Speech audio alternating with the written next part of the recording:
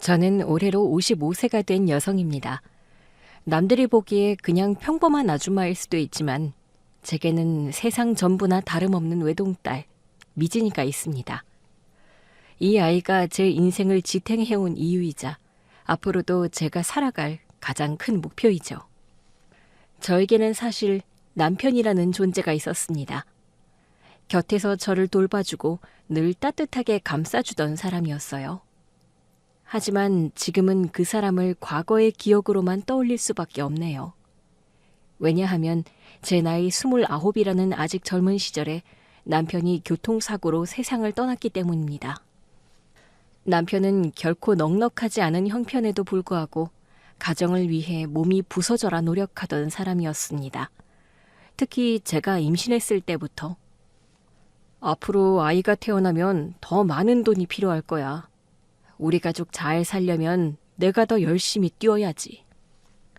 하면서 낮에는 공장 일용직으로, 밤에는 배달 아르바이트까지 뛰며 하루 16시간 넘게 일한 적도 있었어요. 남편을 처음 만난 건 제가 24쯤 친구 소개로 간 작은 모임에서였습니다. 그때 남편은 고깃집 아르바이트를 하고 있었고 지금 생각해보면 멋부릴 형편도 아니었는지 단정한 청바지에 낡은 운동화를 신은 모습이었죠.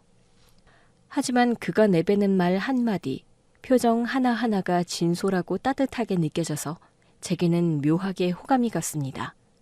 그 후로 몇 차례 만남이 이어졌어요. 남편은 늘 가족 이야기를 하곤 했습니다. 우리 부모님이 몸이 편찮으셔서 내가 돈을 벌어야 해요. 남동생도 어려서 공부에 전념해야 하고요. 저는 그런 책임감 있는 그의 태도에 마음이 끌렸죠. 단지 돈이나 신분이 아닌 어떻게든 사랑하는 사람들과 가족을 지켜주려는 사람이라는 느낌이 들었습니다. 결국 그와 결혼하기까지 오래 걸리지 않았어요.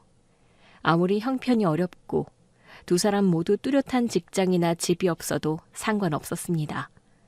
우리가 서로 사랑하고 노력만 하면 행복을 만들 수 있을 거라 믿었죠. 결혼 초기엔 정말 힘든 날들의 연속이었습니다.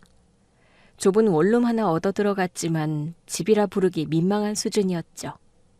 벽지는 군데군데 곰팡이가 피어나고 환기가 제대로 안 돼서 곰삭은 냄새가 났어요. 그래도 남편은 그럴 때마다 여보, 이거 고쳐나가면 우리만의 아늑한 공간이 될 거야. 내가 주말에 페인트 칠도 해보고 곰팡이 제거제도 사올게. 하고 직접 가게에서 세제와 페인트를 사와서 휴일 내내 벽을 닦고 곰팡이를 제거하고 페인트를 바르며 땀벙벅이 되곤 했습니다. 저도 그런 남편을 도우면서 역시 이 사람이라면 못할 게 없다고 느꼈어요. 임신 사실을 알게 되었을 때 정말 기쁘면서도 한편으론 우리 형편이 이렇게 어려운데 아이를 잘 키울 수 있을까? 하는 걱정이 들었습니다. 그런데 남편은 두말없이 더 많은 일을 구해서 뛰어다녔어요. 낮에는 택배 상하차, 밤에는 음식 배달, 주말이면 또 다른 공사장 일용직까지.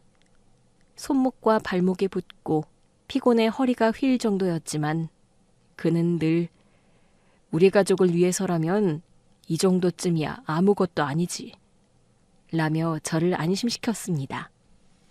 그러던 어느 날 제가 임신 6개월쯤 됐을 때였어요. 남편이 밤늦게까지 배달 아르바이트를 하고 있었는데 빗길에서 그만 사고를 당하고 말았어요. 오토바이가 미끄러져 트럭과 충돌했다고 합니다. 급히 병원으로 옮겨졌지만 상황이 심각하다는 소식을 들었죠. 병실 복도에서 저는 눈앞이 캄캄해졌어요. 의사는 수술이 시급하지만 장기 파열이 심해 위험이 크다고 했습니다. 그래도 어떻게든 살리겠다고 의료진이 총동원되었지만 마지막 순간 남편은 정말 간신히 의식을 되찾아 제게 한마디를 남겼습니다. 여보, 왔어. 괜찮아. 너무 걱정하지 마. 당신 왜 이렇게 피를... 이게 무슨 일이야 대체? 괜찮아. 조금 아플 뿐이야. 근데 여보, 우리 딸 잘 부탁해. 안 돼. 그런 말 하지 마. 우리 같이 키우기로 했잖아. 당신 약속했잖아. 나 혼자 어떻게 해. 제발 정신 차려. 내가 끝까지 곁에 있고 싶었어. 너 많이 힘들었잖아.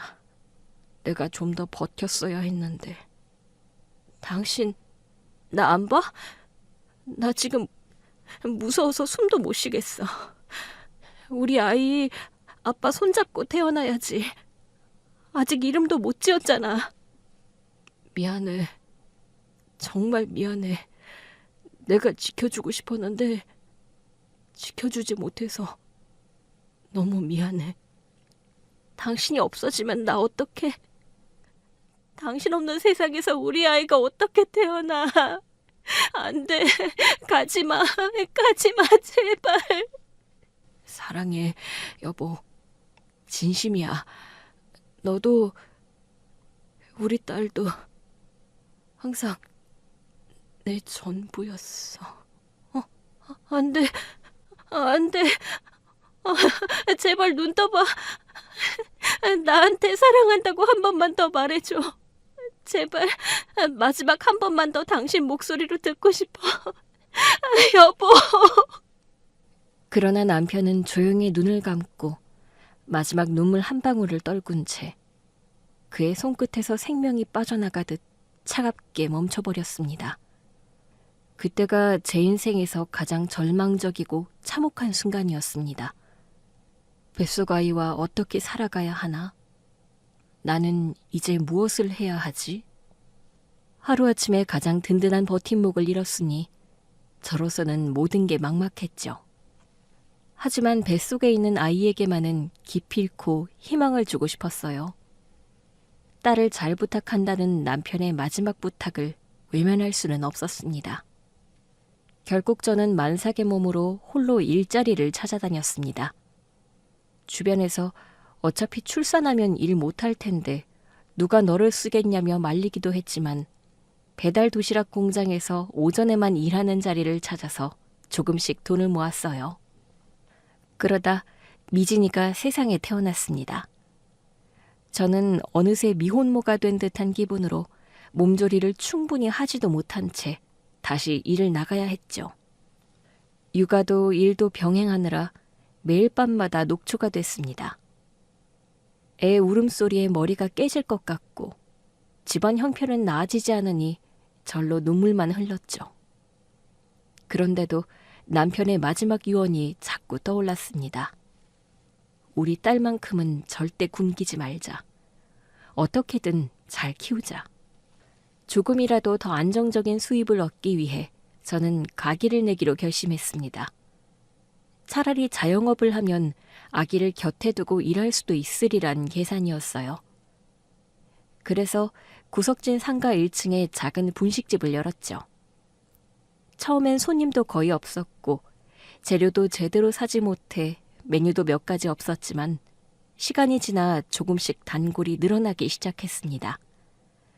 그리고 어느덧 미진이도 슬슬 기어다니다가 걸음마를 떼었어요. 가게 안에 작은 유아용 의자를 두고 그곳에서 종종 아이를 재웠습니다. 제가 손님 음식을 만들다 말고 아기가 울면 얼른 달래고 다시 조리하고 하는 일이 반복되었죠. 그런 정신없는 일상 속에서도 가끔 아이가 엄마하고 부르며 방긋 웃을 땐 모든 고생이 눈 녹듯 사라지는 기분이었습니다. 미진이가 5살이 되었을 무렵부터는 제게 작은 기적처럼 힘을 주는 에피소드가 많아졌습니다.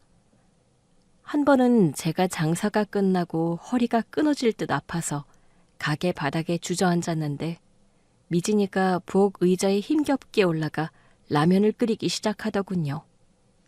엄마, 조금이라도 먹으면 힘날 거야. 위험하니까 당장 부를 거야 했지만 정말 그 마음이 고마워서 저는 아이를 안고 엉엉 울었습니다. 혹시 불이라도 날까봐 무섭지만 이 아이가 엄마 위해 이렇게까지 하다니 하는 생각에요. 덕분에 제가 다시 일어설 수 있는 힘이 생겼어요. 그래, 내가 쓰러지면 안 되지. 미진이를 지키려면 다시 힘을 내자고 다짐했죠. 그 후로도 미진이는 초등학교에 들어간 뒤 가게가 한가할 때 설거지를 돕겠다고 나서기도 했습니다. 물론 아이 힘으로는 그게 쉽지 않아 결국은 제가 뒤처리를 해야 했지만 미진이가 쪼그려 앉아 그릇을 닦으며 엄마, 이거 얼른 마치고 우리 같이 집에 가서 놀자.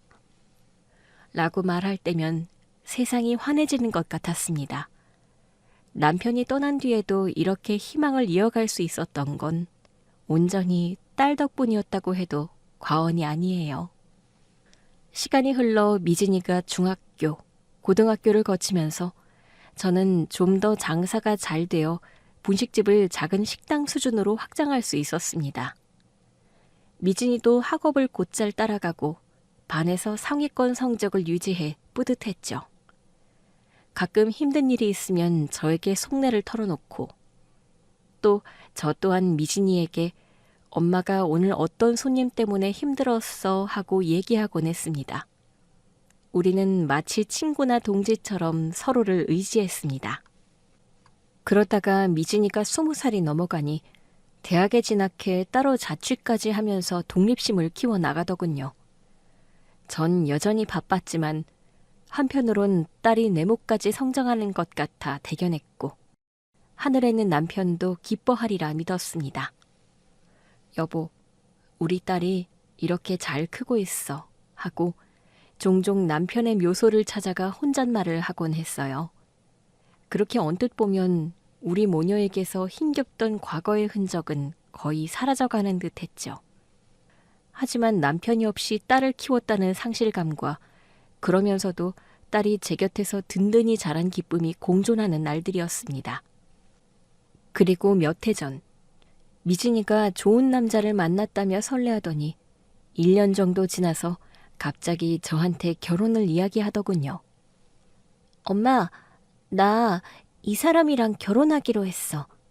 이 사람 정말 나에게 잘해주고 뭐랄까 엄마 아빠처럼 서로 의지하며 살 수 있을 것 같아. 그 순간 저는 울컥하면서도 한편으로는 기쁘고 섭섭한 감정이 뒤섞였습니다. 우리 딸이 벌써 이렇게 결혼까지 할 나이가 되었나. 남편이 살아있었다면 얼마나 좋아했을까 하고요. 그래도 딸이 행복해하는 모습을 보니 그래, 네가 좋다면 엄마도 응원한다고 바로 허락했습니다. 사위가 될 사람의 이름은 도훈이었습니다. 직접 만나보니 젠틀하고 말 잘 통하고 꽤 믿음직스러웠어요. 중소기업 사장님 아들이며 스스로도 사업을 한다고 들었습니다. 장모님 가게에 나중에 놀러가면 맛있는 것도 먹을 수 있겠네요. 저희 어머니께도 꼭 보여드리고 싶어요. 하고 살갑게 대했습니다. 그 어머니, 그러니까 사부인 역시 재력이 꽤 있는 사업가라고 했어요. 이야기를 들어보니 고급 빌라에서 살고 또 고가의 자동차도 여러 대 굴리는 정도라네요. 저는 그걸 듣고 우리 딸은 적어도 경제적으로 고생은 안 하겠구나 하며 안도했습니다. 결혼식 당일 사부인은 저를 붙들고 이렇게 말했어요. 사실 제가 일찍 떠나보낸 딸이 있었는데 늘 마음 한구석이 아팠답니다. 이제 미진 양이 우리 집에 들어오니 친딸처럼 보듬고 싶어요. 걱정하지 마세요. 제가 곱게 키우겠습니다. 저는 그 말에 꼭 남편이 제게 우리 딸 잘 부탁해 라고 했던 유언이 떠올라 가슴이 찌르르해지더군요. 이분이라면 정말 믿어도 되겠다. 남편도 하늘에서 미진이 지켜줄 사람 만났다고 기뻐하겠지. 그렇게 생각하고 완전히 안심했습니다. 사실 결혼을 공식적으로 결정하기 전 도훈이와 사부인께서 저와 미진이를 한 번 집으로 초대한 적이 있었습니다. 지금 생각해보면 그날이 15억짜리 신혼집을 처음 소개받은 날이었죠. 그날 미진이가 엄마, 도훈 오빠 어머니가 우리 집에 한번 오시라고 하셨어. 저녁 같이 먹자고도 하시고 새로 이사한 아파트 구경도 시켜드리고 싶으시대. 그 말을 듣는 순간 나는 속으로 옷 걱정부터 됐어요. 아휴, 나는 맨날 가게 앞치마 입고 일만 했는데 그렇게 번듯한 집엔 어떻게 입고 가야 하나. 하지만 미진이가 얼른 덧붙였죠. 엄마, 진짜 그냥 편하게 오셔도 된대. 도훈 오빠랑 어머님도 다 그러셨어. 꾸미실 필요 전혀 없대. 도훈이가 운전하는 차를 타고 서울 중심부를 지나 꽤 고급스러운 주택가에 도착했는데 직접 보니 상상 이상으로 크고 세련된 빌라였어요. 외벽은 어디 외국 영화에서나 나올 법한 대리석 느낌으로 고급스러웠고 건물 앞에는 외제차가 여러 대 주차돼 있더군요. 저는 속으로 와, 우리 미진이가 이런 곳에서 살게 된다니 라고 놀랐습니다. 현관문이 열리고 들어가 보니 넓은 거실에 고급 샹들리에가 걸려 있고 창밖으로는 탁 트인 시내 전경이 한눈에 들어왔어요.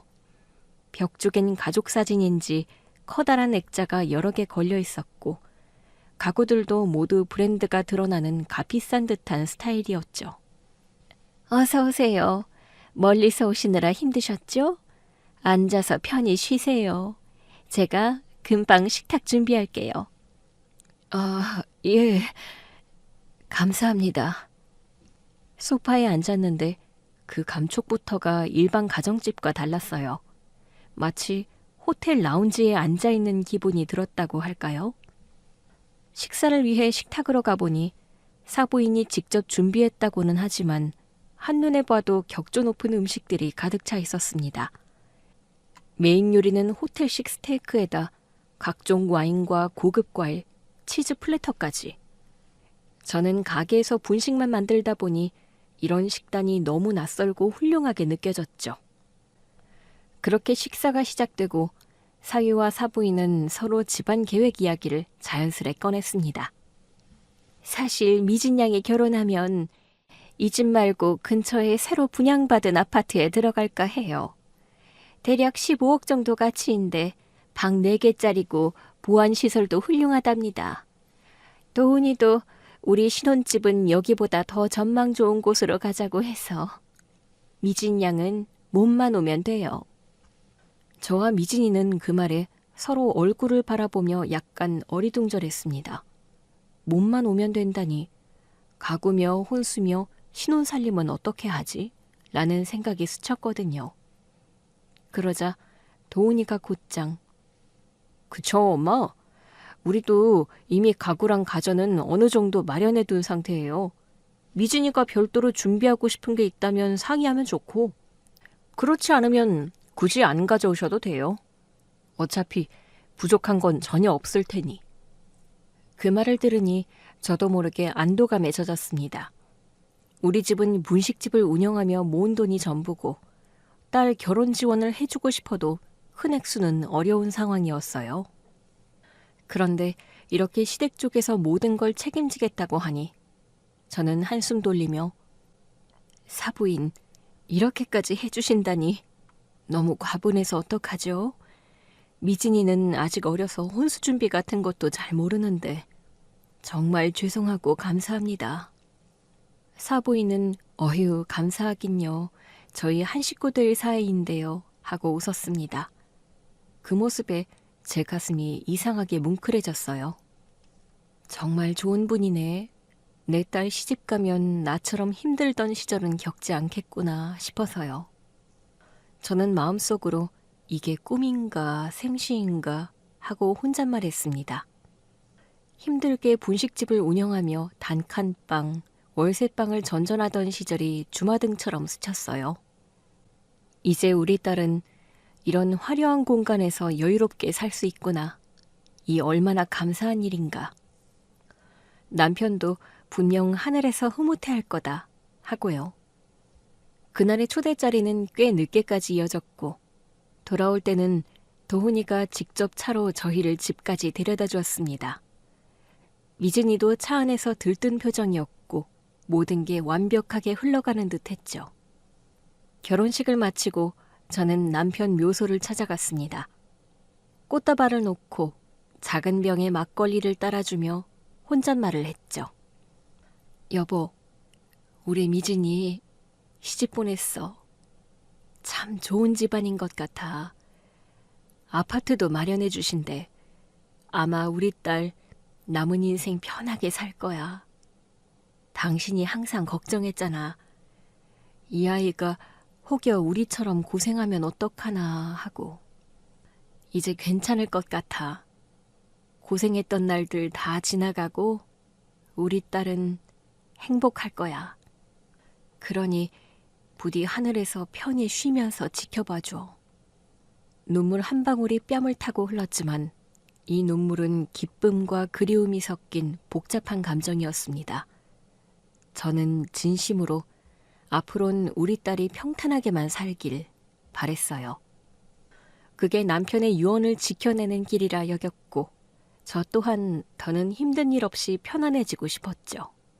그러나 그 이후로 펼쳐진 상황은 저의 이런 믿음을 무너뜨릴 만큼 끔찍한 전개로 흘러갔습니다. 사실 결혼 첫 달, 미진이와 저는 일주일에 서너 번은 통화하던 깊은 모녀 사이였어요. 매일매일 통화하진 않아도 최소한 제가 궁금해할 만한 일들은 빠짐없이 전해 듣곤 했죠. 그런데 이상하게도 결혼 한 달쯤 지난 어느 시점부터 전화가 뚝 끊겼습니다. 처음엔 저도 신혼부부가 정신없이 지낼 수도 있지 뭐 라는 마음으로 대수롭지 않게 넘겼어요. 하지만 그 한 달이 지나고 또 다음 달까지 비슷한 패턴이 반복되니 저도 모르게 이건 좀 이상한데? 라는 생각이 들기 시작했습니다.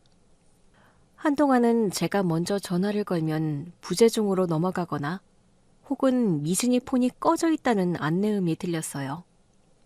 그러다 운 좋게 한번 연결이 되면 미진이는 다급한 목소리로 엄마, 미안. 나 지금 바빠. 시어머니가 부르셔서 집안일 도와야 해. 다음에 다시 전화할게. 라고 짧게 말하고 곧장 통화를 끊었습니다. 저는 그래, 새로운 가정이니까 조심스럽겠지 하고 스스로를 타이르며 이해하려 했죠.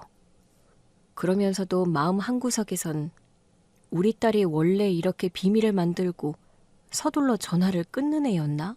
하는 의문이 계속 맴돌았어요. 심지어 딸이 결혼 전에는 사소한 고민거리까지 제게 공유하던 아이였거든요.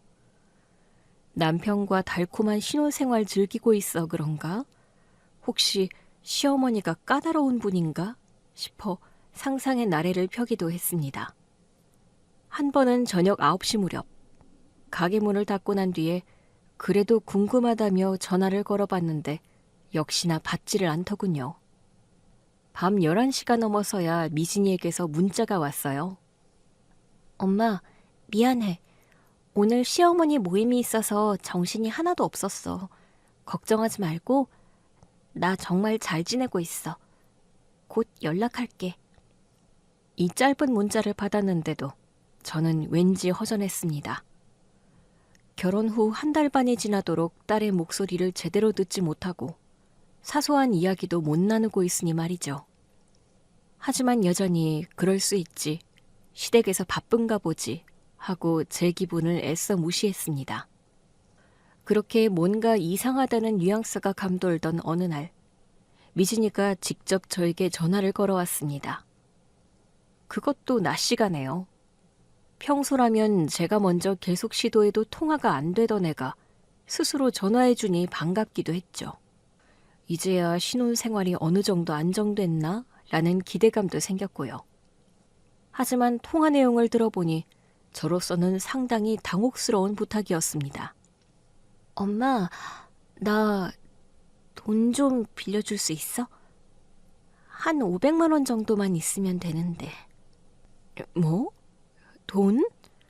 니네 시댁에서 15억짜리 아파트까지 마련해줬다고 했잖아. 굉장히 부유하다면서. 근데 왜 갑자기 엄마한테 무슨 일 있는 거야? 500만 원 정도면 제게도 부담이 큰 금액이고 또 시댁이 충분한 재력을 가진 집이라 들었는데 굳이 엄마인 저한테 돈을 부탁한다는 점이 의아했습니다. 그러자 미진이는 애써 침을 삼키는 듯한 목소리로 말했죠. 남편이나 시어머니 몰래 친구를 돕고 싶어서 갑자기 돈이 필요하다고 하는데 아예 남편 몰래 주고 싶어. 친구가 정말 급해서. 그건 더욱 이해가 안 되는 얘기였습니다. 보통 친구가 급하다면 남편과 상의해도 될 텐데 왜 몰래 돈을 주려 하는지. 도대체 그 친구라는 사람은 누군지. 금액이 500만 원이면 꽤 큰 액수인데 어떻게 쓰이는지도 애매했고요. 그게 무슨 사정인데 말 좀 해봐. 엄마, 복잡한 사정이 있어서 내가 자세히 말 못해. 미안해. 결국 딸이 간청하니 그래, 필요한가 보지 싶어 저도 어렵게 500만 원을 송금해 주었어요.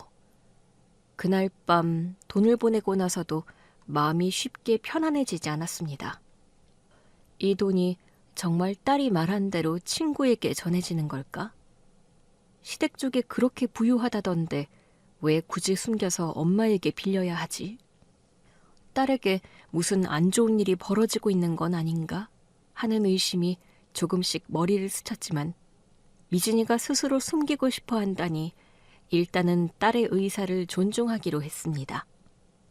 이후로도 딸과의 연락은 여전히 원활하지 않았고 시간이 흐를수록 더더욱 뭔가 잘못 돌아가고 있다는 느낌이 강해졌습니다.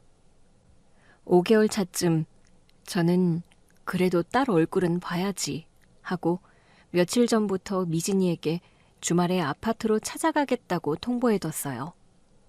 미진이도 그때 분명히 알았다, 밥 같이 먹자고 말했거든요. 그런데 막상 약속한 날 아파트에 도착해 초인종을 눌렀는데 아무 반응이 없더라고요. 문자도 전화도 그대로 묵묵부답이었죠. 집에 아무도 없나 싶어 복도에서 한참을 기다렸는데 현관 카메라 위쪽 그 렌즈 뒤에서 누군가 지켜보는 느낌이 들었습니다. 분명 안에 사람이 있는데 문을 일부러 안 열어주는 거구나. 그 순간 가슴이 철렁 내려앉았어요. 도대체 왜? 무슨 일이 생긴 걸까? 내가 뭔 실수라도 한 걸까? 온갖 생각이 머릿속을 뒤섞었지만 결국 1시간 넘게 기다리다 돌아설 수밖에 없었죠. 그날 밤 집에 돌아와서 겨우 미진이와 통화가 닿았어요. 아, 엄마, 나 그때 밖에 있었어. 미안해. 진짜 바람 쐬러 나갔었어. 그래? 엄마가 너무 일찍 왔나? 초인종도 누르고 한참 있었거든. 너랑 약속했잖아. 밥 먹자고. 근데 급하게 나올 일이 있어서 오해하지 마, 엄마. 오해는 안 해. 근데 미진아, 혹시 누구 눈치 보느라 엄마 모른 척하거나 한 건 아니지? 그런 거 아니야. 그냥 좀 복잡했어. 나중에 얘기하자, 엄마. 지금은 그냥... 그래, 알겠어. 네가 말하고 싶을 때까지 엄마 기다릴게. 근데 혼자 너무 참고 있진 마. 알았지? 전화를 끊고 나서도 그 불편한 여운이 쉽게 가시질 않았어요. 내 딸, 내가 너무 잘하는 아인데 분명 뭔가 숨기고 있다. 그 이상한 낌새는 엄마인 제 직감으로 확실히 느껴졌습니다. 그 후로도 7개월이 지나도록 딸이 집에 한번 오지도 않고 저도 그 아파트에 초대받지 못하는 이상한 상황이 계속됐어요. 그러다 어느 날 미진이가 또 전화를 해서 돈을 부탁했습니다. 이번엔 1,000만 원이라는 더 큰 액수였죠. 엄마, 친구가 또 급하게 돈이 필요해. 내가 정말 도와주고 싶어서 나중에 꼭 갚을게. 저는 전보다 더 놀랐습니다. 어떤 친구길래 이렇게 자주 큰 돈이 필요하나 싶었고, 그 시댁이 그렇게 부유하다는데 왜 계속 몰래 엄마에게 돈을 빌리려 하는지 도무지 납득이 안 됐거든요. 아니, 넌 15억짜리 아파트 사줄 만큼 부유한 시댁에 시집 갔잖아. 왜 자꾸 남편이나 시어머니께 상의 안 하고 엄마한테만 부탁해? 그 친구는 또 뭐 하는 사람인지 매번 이렇게 큰 돈이 필요하다고? 그제야 미진이가 약간 흔들린 목소리로 어머님이 이런데 돈 쓰는 거 싫어하셔. 그리고 도훈 오빠도 친구 문제에 괜히 얽히지 말라고 했어. 엄마가 곤란하면 안 빌려줘도 되는데 그래도 나 정말 이 친구 도와주고 싶어. 너 엄마한테까지 이렇게 숨길 정도면 정말 뭔가 있는 거지? 그렇게 눈치 보며 돈 얘기할 애가 아니잖아. 나중에 말할게. 지금은 좀 도와줘. 부탁이야, 엄마. 알겠어. 엄마가 어떻게든 해볼게. 근데 미진아, 정말 아무 일 없는 거 맞지? 응. 그 통화를 끊고 나서도 마음이 너무 불편했어요. 말은 그렇게 했지만 딸의 숨죽인 목소리와 말끝 떨림이 머릿속에 자꾸 맴돌았죠. 그래서 결국 저는 대출까지 받아 1,000만 원을 보내줬어요. 그 순간부터 마음 한구석에선 계속 신호가 울리고 있었죠. 그 즈음 밤이 깊으면 저는 자꾸 남편을 떠올리곤 했습니다. 그날 사고 직후 피범벅이 된 채 미약하게 남긴 남편의 유언. 여보, 미진이 잘 부탁해. 그 말 한마디가 20년 가까이 제 삶을 지탱해줬죠. 딸 잘 시집 보내면 나도 엄마로서 소임을 다했다고 생각했어요. 그런데 지금은 도대체 어디서부터 잘못된 걸까? 딸은 점점 말라가고 멀어지고 웃지도 않았죠. 자책이 계속되는 나날이었어요. 그날도 가게 정리 후 허리 아픈 걸 대충 주무르며 잠깐 눈을 붙였는데 꿈을 꿨어요. 그 사람, 남편이 나타난 꿈을요. 꿈속 남편이 피 묻은 옷을 입은 채 나타나는데 표정은 싸늘했고 눈빛은 평소의 그 사람이 아니었습니다. 미진이, 이젠 나랑 가야 할 것 같아. 뭐? 무슨 소리야, 당신? 내가 부탁했잖아. 우리 딸 잘 지켜달라고. 나 지키고 있어. 바쁘다는 말에 그냥 믿었던 거야.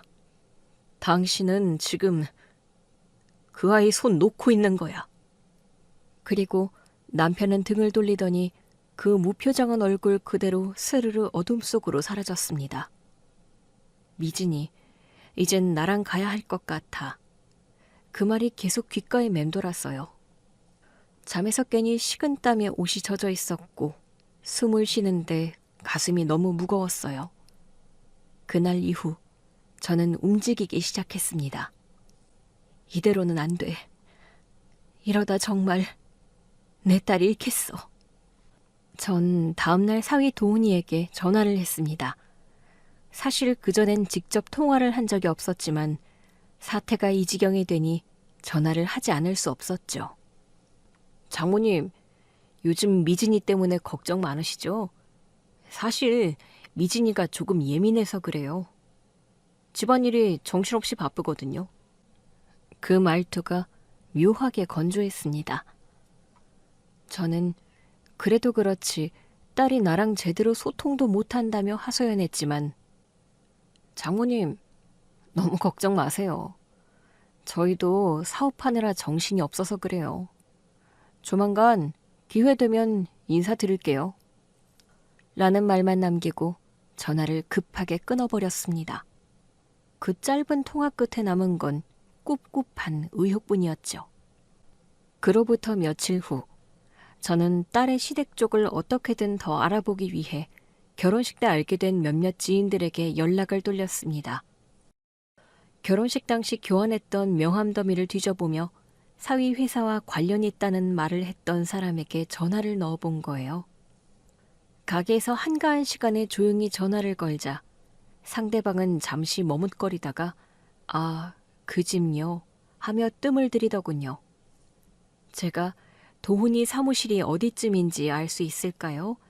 제가 좀 찾아가 보고 싶어서요. 라고 물었더니 그 지인이 뜻밖의 답을 내놓았습니다. 글쎄요. 사무실 문 닫은 걸로 아는데. 모르셨어요? 그 소규모 업체가 최근에 다 정리됐다는 얘기를 들었는데요. 그 말을 듣는 순간 심장이 철렁 내려앉았습니다. 폐업이요?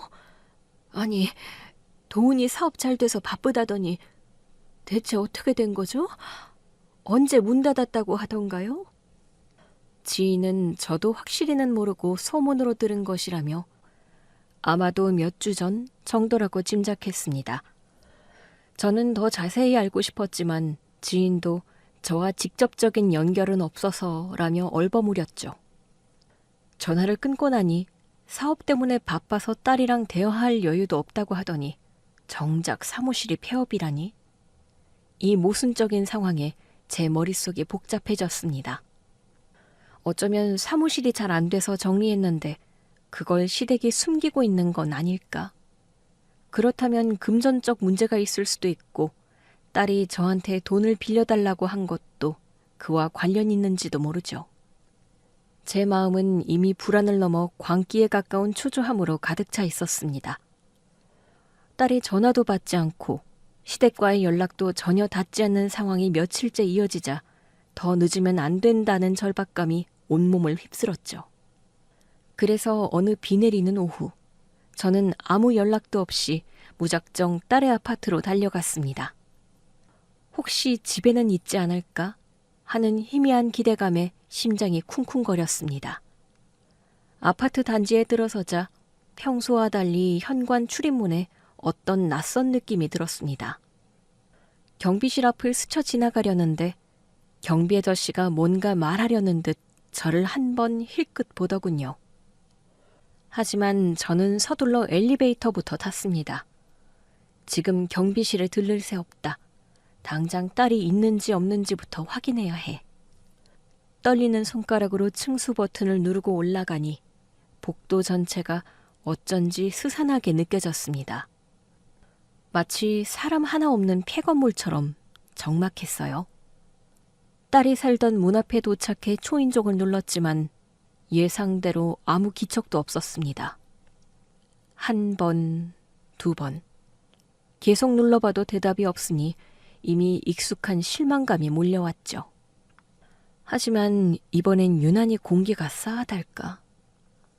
정말 아무도 살지 않는 것처럼 텅 비었나 하는 불길한 느낌이 증폭되었습니다. 순간 문틈새로 희미하게 비어있는 내부가 보이는 것 같아 혹시나 싶어 문고리를 가만히 돌려봤는데 역시나 잠겨 있었죠. 그러나 문틈 사이로 보이는 거실 쪽은 원래 있던 가구나 장식품 그림자가 전혀 눈에 들어오지 않았습니다. 이게 뭐지? 딸이랑 사위가 쓰던 가전이랑 소파가 여기 있었을 텐데. 거실에 뭔가 놓여 있어야 정상인데 완전히 텅 비어 보였어요. 더는 문 앞에서 할 수 있는 일이 없어서 마음을 추슬러 다시 엘리베이터를 탔고 1층으로 내려가 경비실로 향했습니다.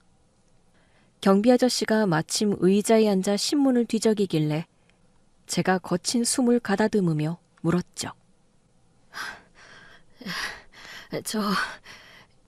여기 마마 5세대에 제 딸이 사는데요. 문을 안 열어서 혹시 무슨 일 있나요? 그러자 경비 아저씨가 그 집 며칠 전에 이사 나가셨는데요.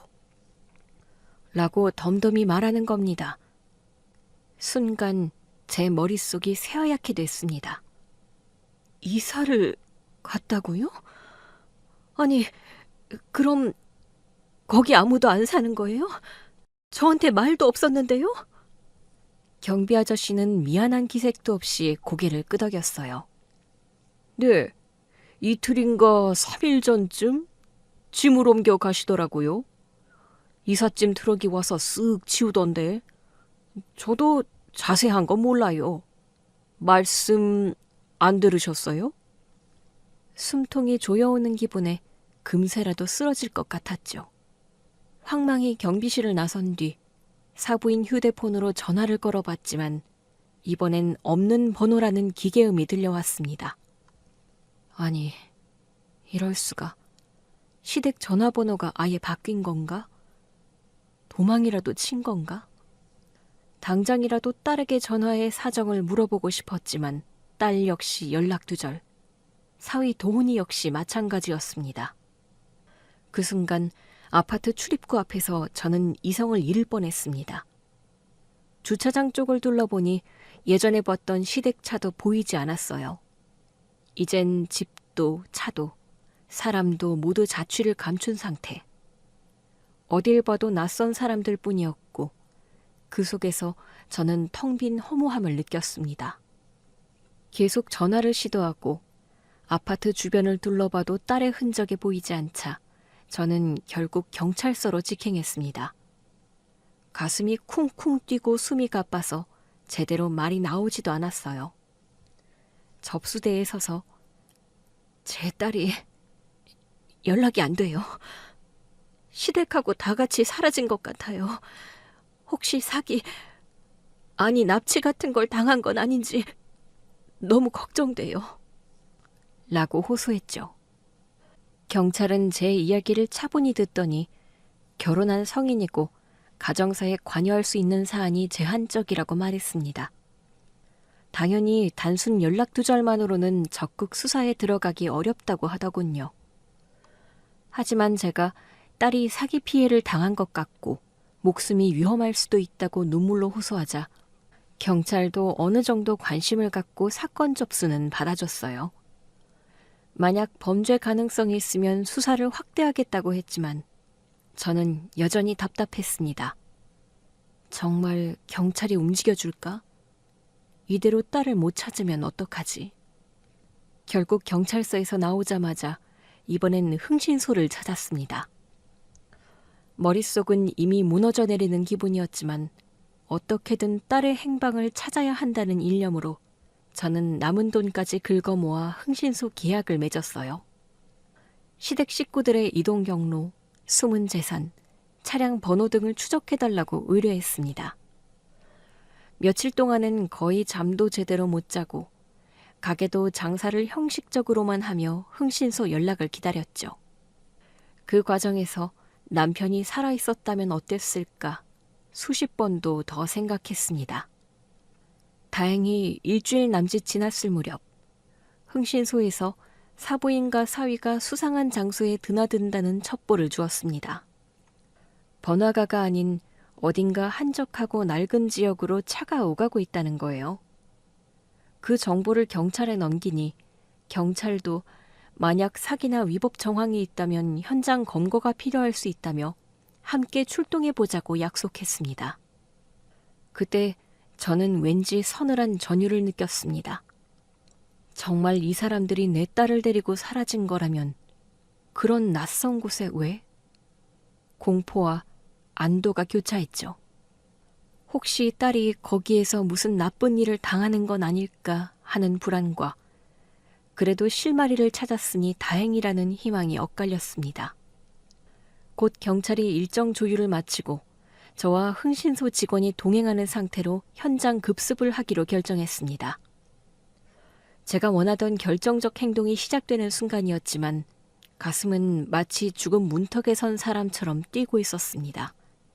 제발, 제발 아무 일 없이 딸을 찾을 수 있길. 그날 밤 저는 한숨도 못 자고 남편의 사진을 붙들고 기도하듯 중얼거렸습니다. 여보, 도와줘. 우리 딸이 이상한 곳에서 고통받고 있을지 모르잖아. 내가 어떻게든 구해올게. 그러니 제발 아무도 다치지 않게 무사히 돌아오게 해줘. 다음 날 아침 저는 경찰차에 탑승한 채 외진 골목을 달려갔습니다.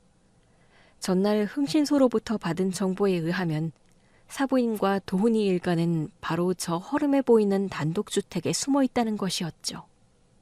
어떻게 저렇게 부유해 보이던 시댁이 이런 곳에 하는 생각이 들었습니다. 도착하자마자 제 머릿속은 의문으로 가득했지만 몸은 이미 심장 두근거림으로 식은땀을 흘리고 있었습니다.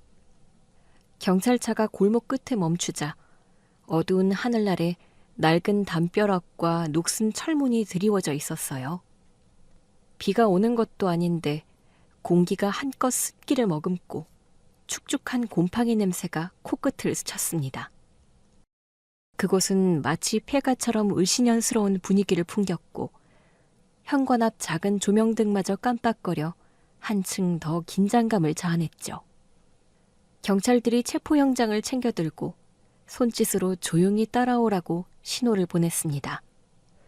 저는 숨을 죽인 채 문 바로 옆에 바짝 붙어 섰어요.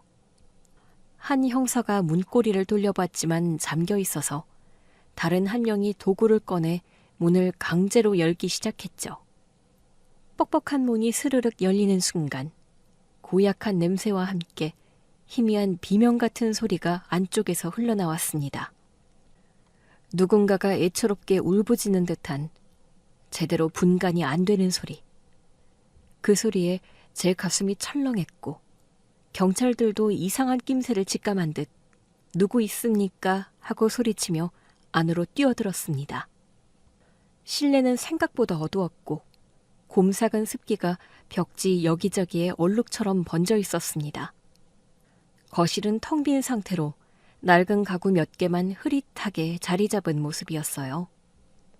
발소리가 축축 울릴 정도로 바닥은 축축히 젖어 있었고 방 안을 자세히 살피지 않아도 뭔가 불길한 느낌이 휘감았습니다. 경찰 몇 명이 거실 안쪽 방으로 진입해 경찰입니다.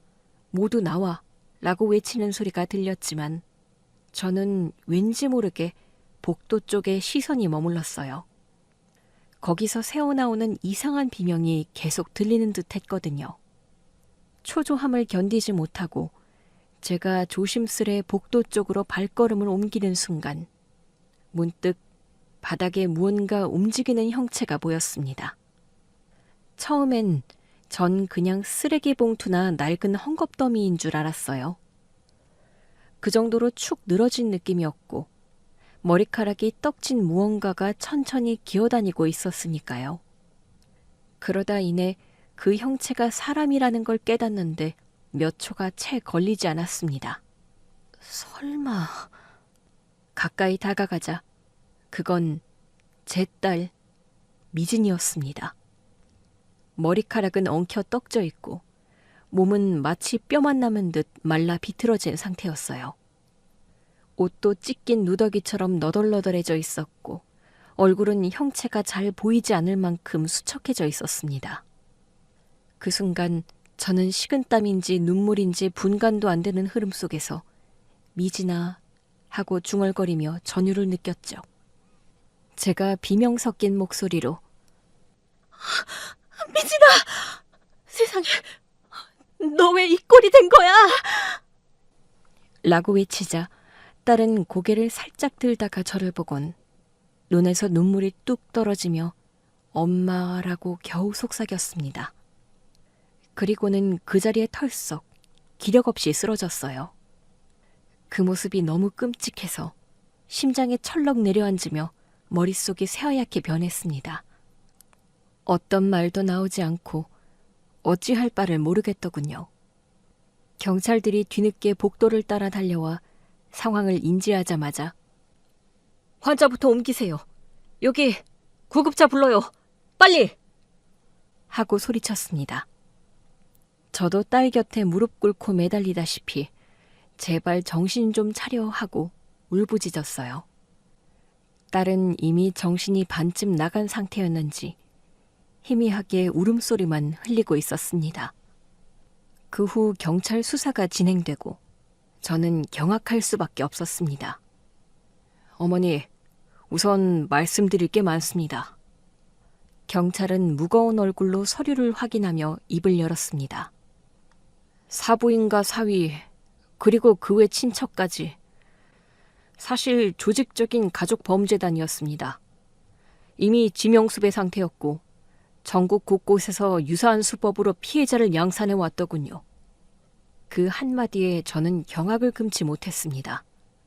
처음엔 단지 시댁이 이상한 짓을 했나 보네 정도로만 생각했는데 조직 범죄단이라는 말은 완전히 다른 차원의 충격이었죠.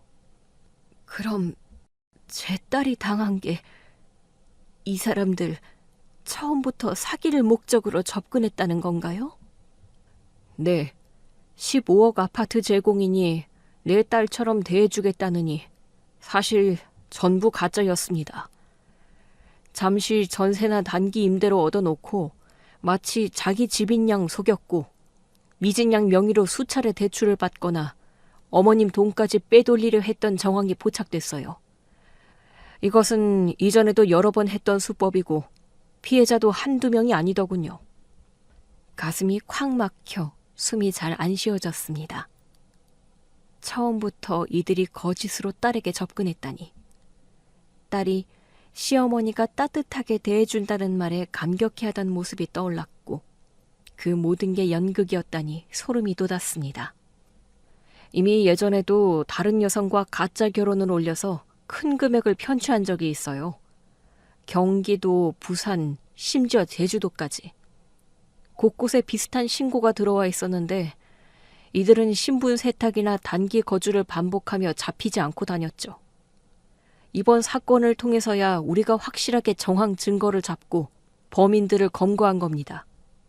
제게는 가장 어이없는 부분이 딸이 당한 실질적인 피해가 얼마나 큰가 하는 점이었습니다. 곧 경찰은 제 딸의 진술을 기반으로 사부인과 도훈이가 딸에게 가스라이팅과 협박을 하며 인간 이하처럼 부렸다는 사실을 밝혀주었습니다. 미진 양이 처음에 왜 이런 식으로 돈을 쓰냐, 왜 엄마에게 돈을 빌리게 하느냐고 반발했을 때 그들은 시댁 규율에 따르지 않으면 네 인생 망가진다 식으로 겁을 주었답니다. 또 엄마나 주위 사람들에게 말하면 벌을 주겠다며 친구를 돕는다고 핑계댄 뒤 엄마한테서 돈을 구해와라 라고 했고요. 경찰은 안타까운 표정으로 이어서 말했습니다. 거기에 더해 미진 양이 시어머니나 남편에게 조금만 이의를 제기하면 아파트 안에서 사실상 갇혀 생활하게 만들고 나중에는 그 아파트도 정리한 뒤 은신처로 옮겨 거의 종처럼 심부름시키고 굴욕적인 대우를 강요했대요. 말을 안 들으면 굶기거나 방에 가둬놓고요. 그러니 전화나 방문을 못 받았던 것도 당연하죠. 저는 숨이 턱 막혔습니다. 며칠 전까지 우리 딸 왜 전화가 안 되지? 고민하던 게 실제로는 딸이 감금 상태에서 지옥 같은 생활을 하고 있었기 때문이라니. 분노와 후회와 자책이 한꺼번에 밀려왔어요. 내가 좀 더 일찍 적극적으로 움직였다면 딸이 이런 고초를 안 겪었을 텐데. 하지만 돌이킬 수 없었습니다. 경찰이 다음 서류를 내밀며 덧붙였습니다. 대출 서류를 보니 미진 양 명의로 상당한 액수가 빠져나갔습니다. 또 다른 사기 사건과 얽혀 여러 계좌로 돈이 이체된 흔적이 있습니다. 이 부분은 법원 심리를 거쳐야 하겠지만 사부인 일당이 고의적으로 명의를 훔친 사실이 드러났으니 미진 양에게 책임이 돌아오지 않도록 저희가 최대한 노력할 겁니다. 이 모든 사실을 한꺼번에 듣고 나니 저는 허탈한 웃음까지 나오더군요. 사부인이 제 딸에게 그토록 거짓 애정을 보여주며 15억짜리 아파트를 준다고 떠들던 날들이 스쳐갔습니다. 딸은 그 말에 혹해 진심으로 시어머니가 친딸처럼 받아준다고 감격해 했는데 그게 악몽의 시작이었다니요. 딸이 지금 많이 힘들어하고 있죠. 제가 빨리 병원으로 가야겠어요. 저희도 끝까지 법적 절차 진행해서 억울함을 풀어야 할 텐데. 네. 미진 양은 심리적 충격이 커서 당분간 안정을 취해야 할 겁니다. 그들 일가가 재판에 넘겨져서 무거운 처벌을 받을 가능성이 크니 너무 염려 마시고 어머니도 마음 단단히 먹으십시오. 이렇게 수사 결과가 모두 공유된 후 저는 차가운 복도에 서서 얼이 빠진 채 한참을 서 있었습니다. 딸이 죽지 않고 살아있다는 게 그나마 다행이라지만 이토록 끔찍한 범죄 집단에게 속아 고통받았구나 하는 생각에 가슴이 송곳으로 찌르듯 아팠습니다. 그 끔찍한 일이 있은 뒤로 저는 딸을 제 곁으로 데려와 함께 살고 있습니다. 아직 딸은 외상 후 스트레스가 남아있어 사람 많은 곳에는 나가기 힘들어하지만 조금씩 일상으로 돌아오기 위해 노력 중이에요. 모든 걸 사기로 꾸민 시댁일당은 재판 과정에서 확실하게 처벌받게 될 거고요. 덕분에 딸이 뒤집어 쓴 대출 빚이나 사기 관련 문제도 법원에서 면책 또는 회복 절차가 이뤄질 거라 합니다. 돌이켜보면 처음 딸이 큰 부자 시댁을 만난다고 했을 때 제가 무조건적인 안도감에 빠져있던 게 아닌가 싶어요. 아파트가 15억이니 시어머니가 사업가라니 우리 딸은 이제 고생 끝이라는 섣부른 믿음으로 딸이 이상신호를 보낼 때마다 별다른 추궁을 하지 않았죠. 그것이 사기꾼 일가에 딸을 더욱 사각지대로 몰아넣은 셈입니다. 이 이야기를 전하며 제가 드리고 싶은 말씀은 겉보기의 재력과 친절함에 절대 속지 말라. 그리고 가족이 이상한 SOS 신호를 보낸다면 작은 것이라도 절대 흘려듣지 말아라. 입니다. 제 딸은 지금도 가끔 악몽을 꿉니다. 어떤 날은 시어머니가 다시 나타나면 어떡해 하고 두려움에 떨기도 해요. 하지만 저는 매일 딸에게 말합니다. 걱정 마. 이제 엄마가 네 곁에서 절대 떨어지지 않을 거야. 우리에게 남은 인생 내가 책임지고 지켜줄게. 그리고 꼭 이 말을 덧붙여주죠. 네가 다시 세상을 믿을 수 있도록 우리 모녀가 함께 하나씩 쌓아가자. 우리가 서로를 믿고 의지하면 될 거야. 이제부터는 딸과 함께 조용하지만 단단한 삶을 만들어 나갈 예정입니다. 절대 이런 악랄한 범죄자들에게 다시 속지 않을 거고 사랑하는 딸을 끝까지 보호할 겁니다. 여러분께서도 혹시나 주변에 비정상적으로 결혼 생활이 꼬이거나 이상하게 부모와 연락을 끊는 사례를 보신다면 꼭 신중히 살펴봐 주시길 부탁드립니다.